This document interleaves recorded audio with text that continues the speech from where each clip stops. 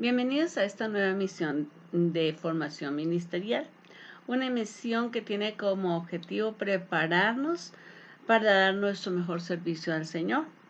Y es que, como hemos visto a lo largo de todas estas emisiones, pues todos tenemos diferentes dones y no importa la iglesia que vayamos, queremos servir al Señor desde nuestro don, pero también muy bien preparados o hasta donde nos sea posible hacerlo. Y en realidad hoy, debido a todas las circunstancias, puede ser un tanto difícil prepararse para servir al Señor, pero gracias a Dios contamos con herramientas como es YouTube para hacerlo. Así de que le damos muchas gracias al Señor por estos avances tecnológicos, y ahí en la descripción de este video pues ustedes encuentran algunos links que le permiten ponerse al día en esta nueva emisión. Esta serie se llama Ministerio Pastoral y pues hemos visto todo lo que tenía que ver con con homilética, es decir, con la ciencia o el arte de la predicación, y ahora estamos hablando de hermenéutica. Esta es nuestra tercera emisión de hermenéutica. Hoy vamos a hablar de hermenéutica especial. ¿Qué es eso de hermenéutica especial? Bueno, en la interpretación de la Biblia, pues tenemos que entender que la Biblia cuenta, no en todos los momentos, pero en algunos casos con un lenguaje figurado. ¿Qué es un lenguaje figurado? Bueno, quiero decirle que primeramente no es un lenguaje que sea una mentira.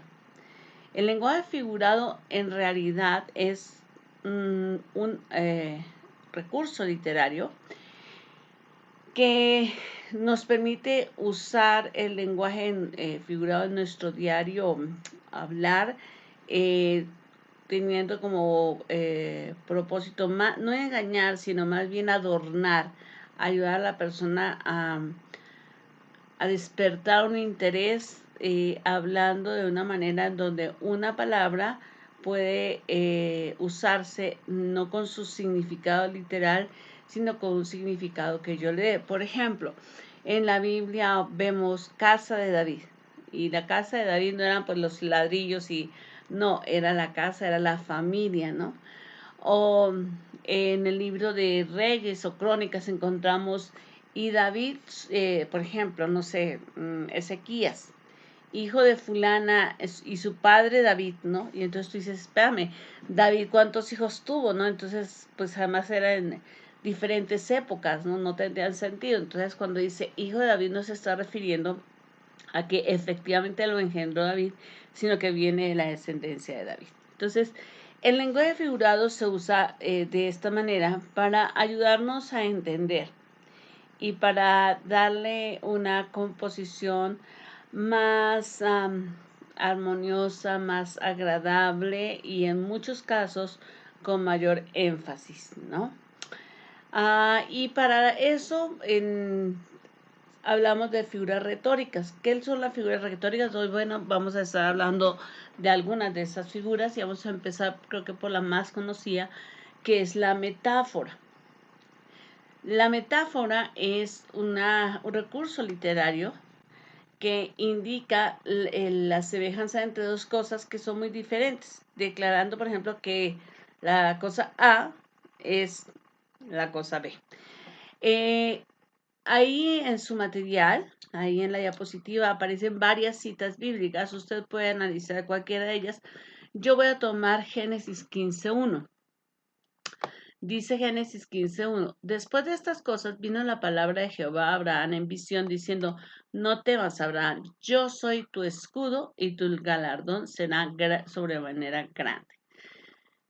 Nosotros entendemos que la palabra, el uso literal de la palabra escudo sería un arma de defensa en la guerra, que nos protege, y que, dependiendo el nivel de protección que queramos, será de medio cuerpo o de cuerpo entero, ¿no? O sea, un escudo de cuerpo entero es un escudo más o menos unos 50, y generalmente eran, pues, en muchos casos de metal, y a veces de madera, recubierto con cuero. Pero cuando Dios le dice a Abraham, yo soy tu escudo, claro que Dios no está diciendo que es un instrumento de guerra que mide 1,50 y que es hecho en madera y forrado en cuero. No está diciendo Dios eso. Está diciendo que Él representa las veces de ese escudo, no de esa protección. Entonces, en la Biblia encontramos muchísimas metáforas y nosotros tenemos que entender eso. Por eso, cuando hablábamos hace 2 sesiones, incluso la sesión pasada, de interpretar, que decíamos que el intérprete bíblico pues debe estar preparado y debe conocer, por ejemplo, qué es una metáfora y no puede venir a decir que este lenguaje figurado es real. O sea, claro, cuando yo le digo a alguien que Dios es mi escudo, no es que literalmente lo sea, sí es mi protección total, pero la palabra escudo es lo que más relacionaría a una persona con esa protección total y por eso usamos la palabra escudo. Hay otras figuras literarias, retóricas que hoy vamos a seguir analizando. La otra es la sinécdoque, cuando la parte se pone por el todo o el todo se pone por la parte. Como les digo, hay varias citas, pero hoy vamos a ver 2 citas. La primera tiene que ver la parte por el todo. Salmo 16:9 dice, se alegró por tanto mi corazón y se gozó mi alma, mi carne también reposará confiadamente. Entonces, aquí la parte que podríamos decir es el corazón del hombre o es el alma del hombre, se está poniendo por todo el ser del hombre. O sea, estamos diciendo que en todo nuestro ser se alegra por Dios. Pero no estamos hablando directamente, sino estamos diciendo, se alegró por tanto mi corazón y se gozó mi alma. O sea, esa parte que nosotros, es la parte del ser humano que se está poniendo por toda la integridad que es el ser humano, ¿no? ¿Por qué el alma? Bueno, porque es la parte donde están las emociones. Entonces, cuando el salmista dice que el alma está alegre en el Señor, está diciendo que todo el ser humano se alegra en el Señor. También se puede usar el todo por la parte. Y en este caso podremos analizar, por ejemplo, en 1 Corintios 11:26. Dice la palabra, así pues, todas las veces que comieres este pan y bebieres esta copa, la muerte del Señor anunciáis hasta que Él venga. Entonces, aquí se está mencionando, digamos, en esta figura literaria se está usando el todo, o sea, el, la, la, el acto profético, ¿sí? Como todo un acto continuo y permanente, ¿sí? Para anunciar a través de la Santa Cena la venida de Cristo y que un día estaremos con Él comiendo en las bodas del Cordero, en la mesa celestial. Entonces están tomando el todo, ¿sí? Que es esa acción profética por la parte, que es al final la Santa Cena. ¿Ve? Eh, Otra figura retórica es la metonimia.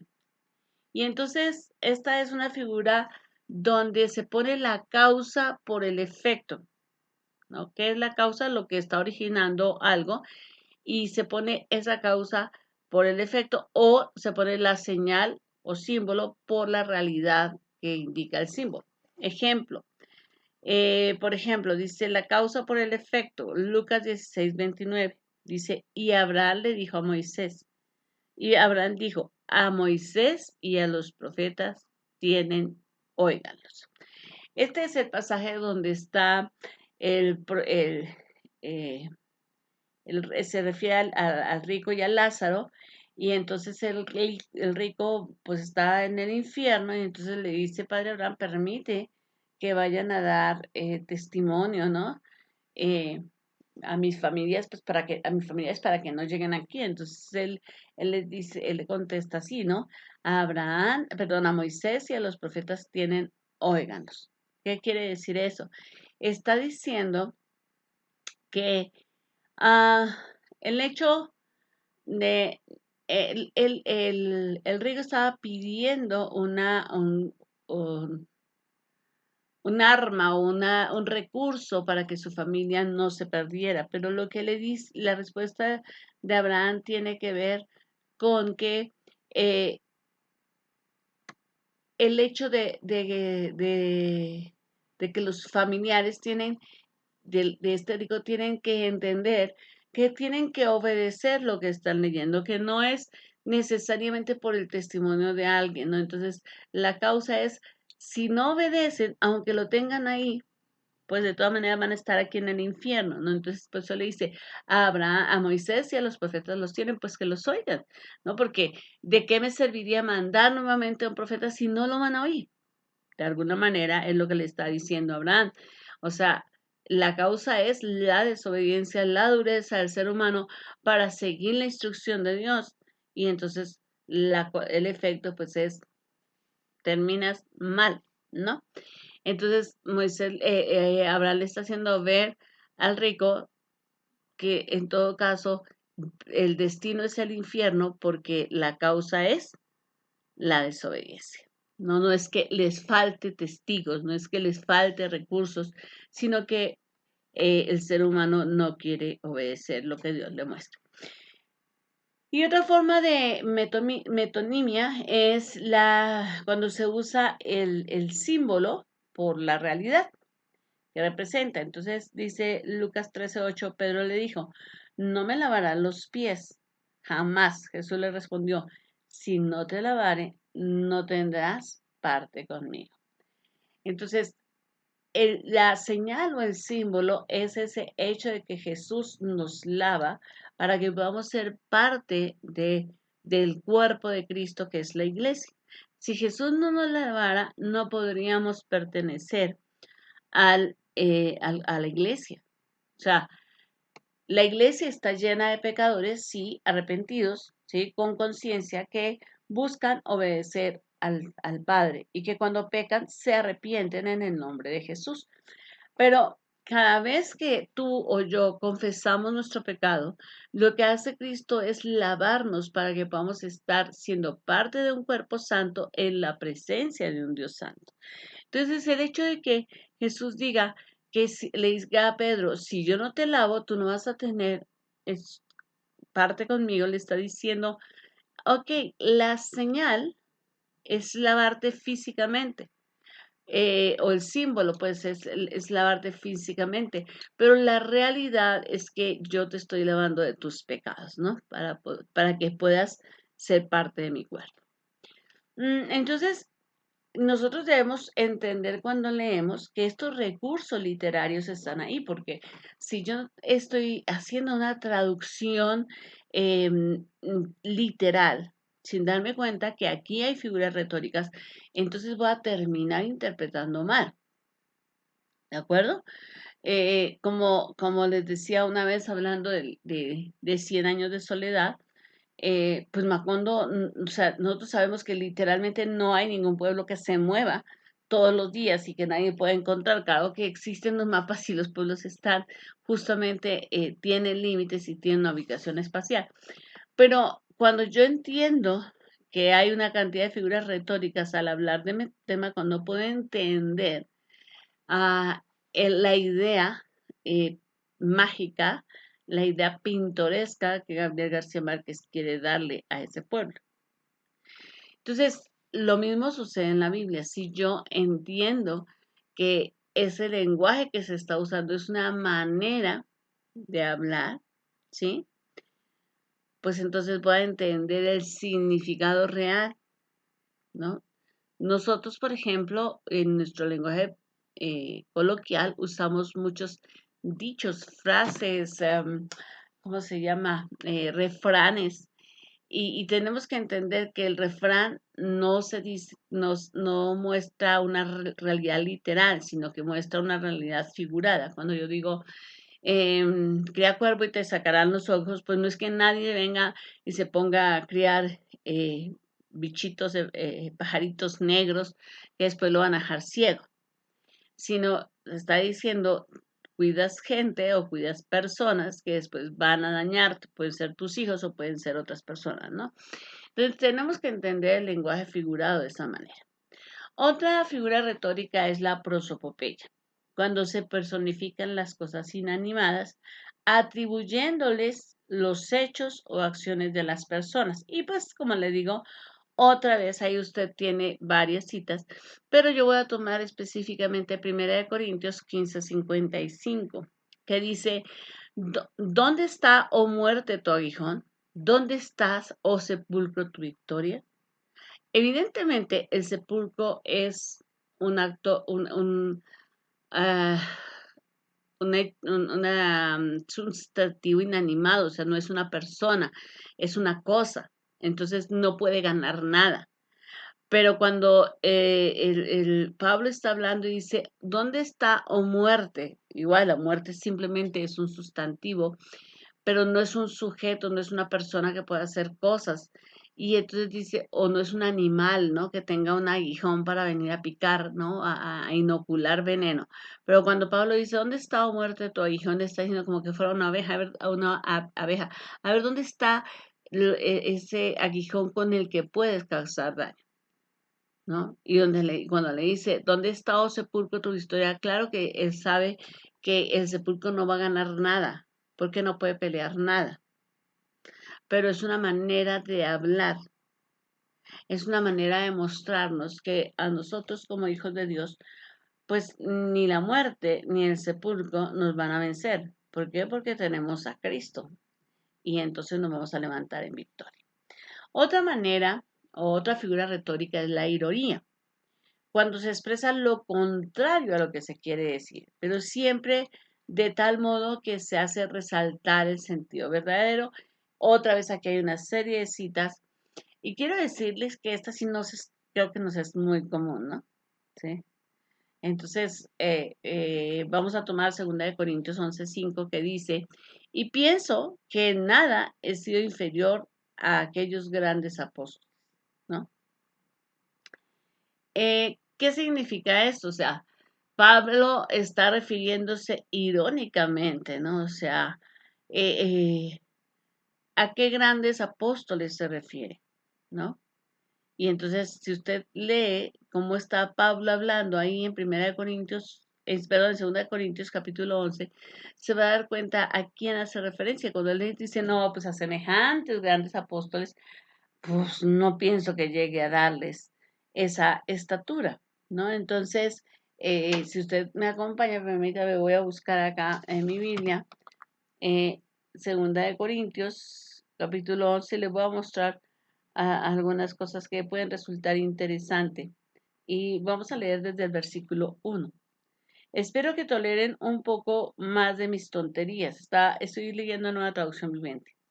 Por favor, ténganme paciencia, pues los celo con el celo del mismo Dios. Los prometí como una novia pura a su único esposo Cristo. Pero temo que de alguna manera su pura y completa devoción a Cristo se corrompa tal como Eva fue engañada por la astucia de la serpiente. Ustedes soportan de buena gana todo lo que cualquiera les dice, aun si les predican a un Jesús diferente del que nosotros predicamos o a un espíritu diferente del que ustedes recibieron o un evangelio diferente del que creyeron.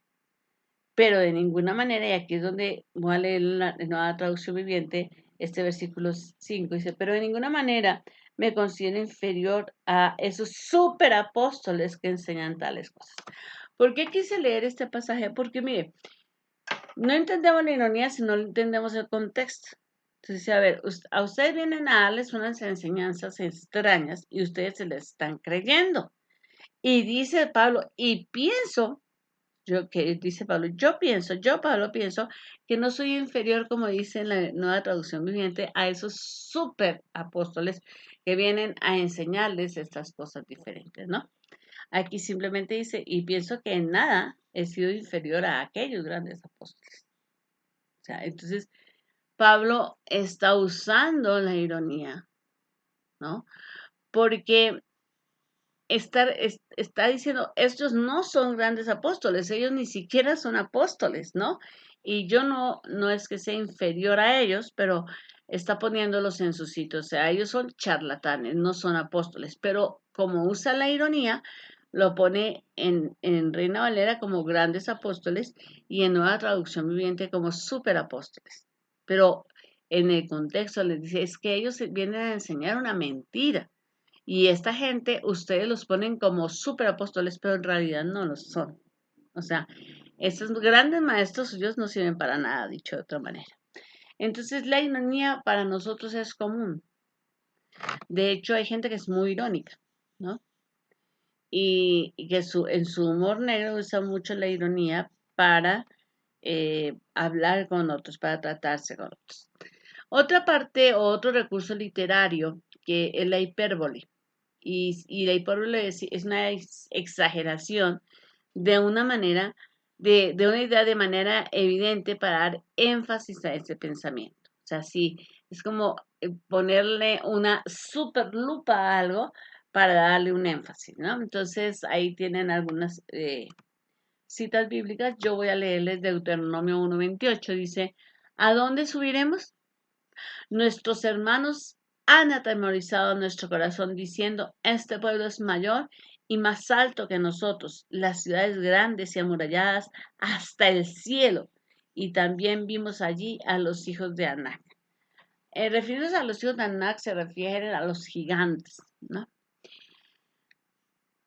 Es una exageración decir que una ciudad está amurallada hasta el cielo, porque nosotros sabemos que el cielo como parte de la estratosfera, pues es un gas em, que nosotros vemos en proyección mucho más alto de lo eh, que envuelve pues toda la capa, toda la Tierra, y forma esta capa de nubes, y simplemente llegar a pasar de ahí, no llegar hasta allá, es imposible para el hombre, porque nomás para hacer la torre, pues morirían por falta de oxígeno, ¿no? A ciertos niveles ya el oxígeno está viciado, entonces morirían porque no podríamos respirar si estuviéramos construyendo una muralla tan grande.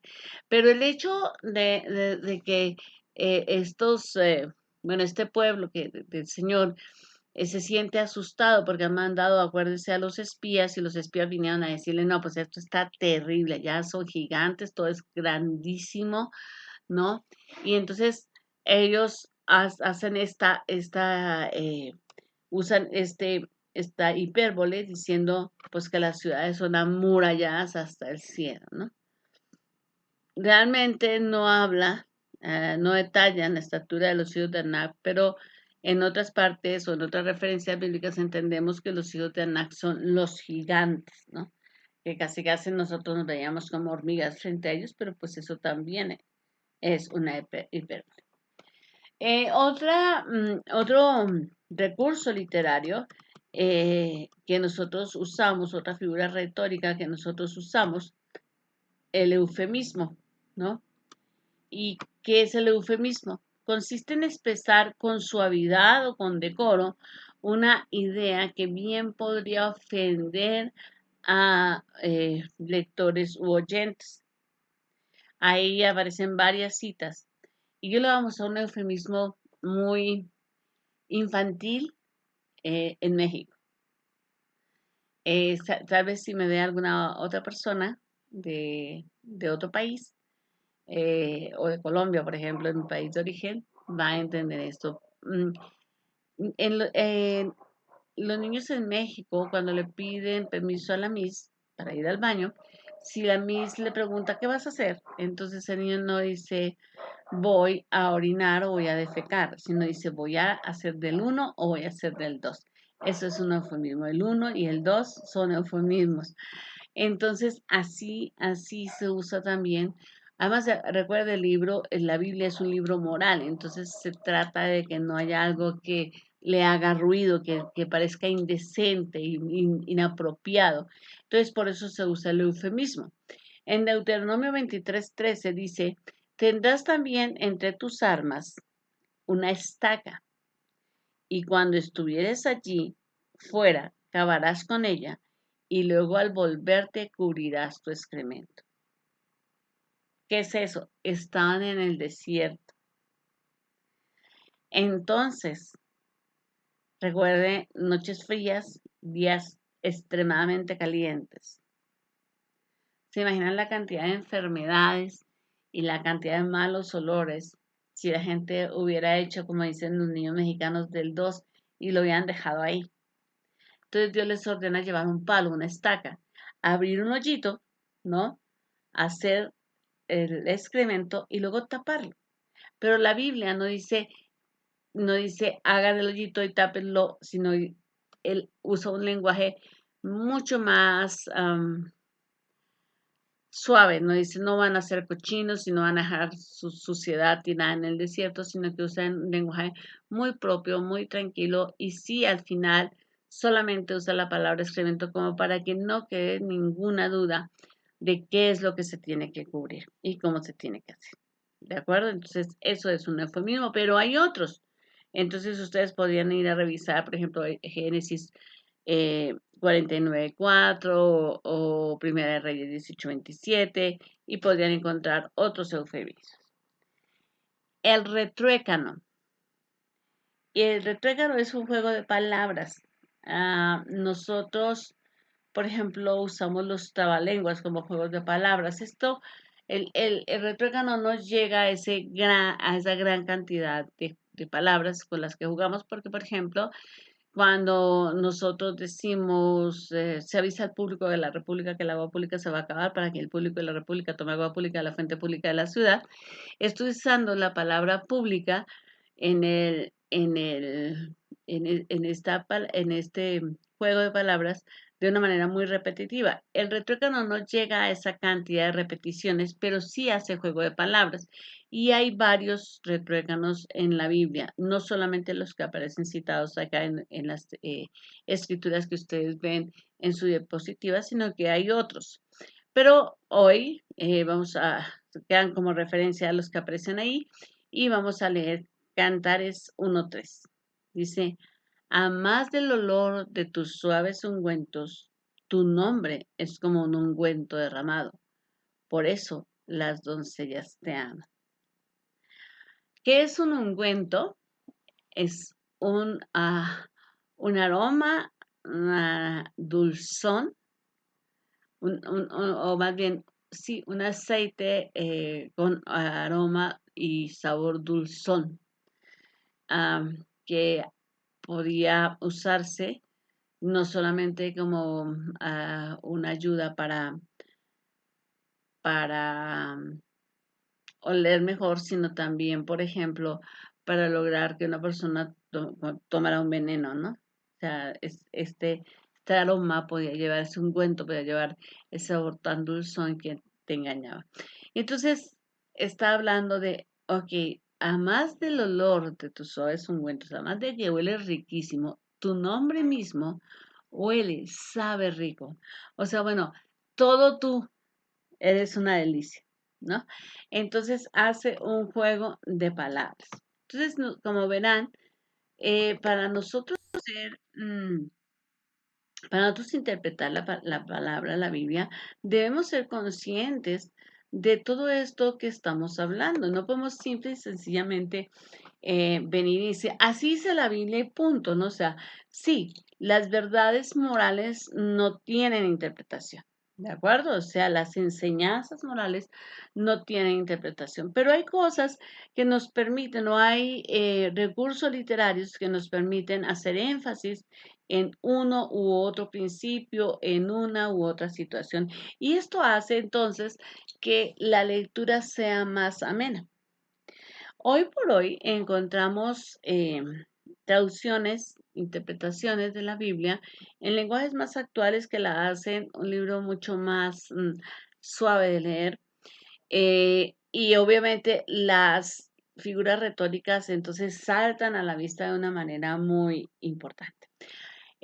Pues para mí ha sido un placer compartir con ustedes y recordar y llevarnos en el pensamiento que debemos tener un poquito de preparación en respecto de esto para entender, ¿no? Porque a veces llega la gente y te dice, es que la Biblia es un libro dificilísimo de leer, porque cómo dice que entonces uno tiene a veces que leer y le dice, no, mira, esto es una metáfora, o no, esto es una hipérbole, o no, es que esto es una ironía, no tenemos que a veces tener ese recurso de entender cuál es la figura literaria que se está usando para poder a veces sacar del error a algunas personas o para predicar de una manera correcta, porque si el autor está usando un lenguaje figurado, yo no puedo venir a, a decir que es, como les digo, el lenguaje figurado sí es verdad, sí es, pero es un recurso literario, es una explicación